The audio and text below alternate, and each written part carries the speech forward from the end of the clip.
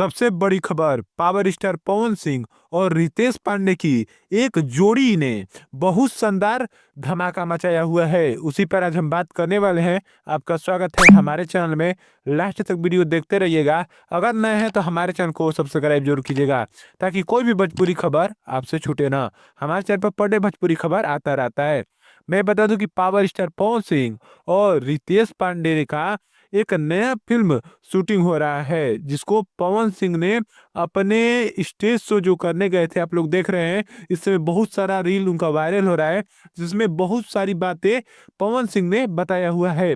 उसी में ये भी बताया पवन सिंह ने कि मैं पहले आया था तो यहाँ पर एक अनाउंस किया था कि यही के हिसाब से एक फिल्म बनाऊंगा।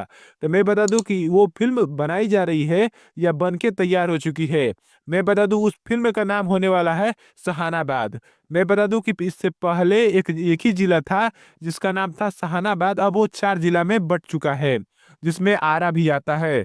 मैं बता दूं उसी पर एक फिल्म बनाई जा रही है पवन सिंह और रितेश पांडे की। बहुत शानदार और बहुत धमाकेदार फिल्म बनाई जा रही है, जिसमें पवन सिंह ने कहा कि इसको आने के बाद आप लोग प्यार जरूर दीजिएगा, इसलिए कि यही मैंने पहले कहा था उसके हिसाब से ये फिल्म बना रहे हैं। और रितेश पांडे को ये बताया कि मेरा एक छोटा भाई है जो इसी अगल बगल गांव से है।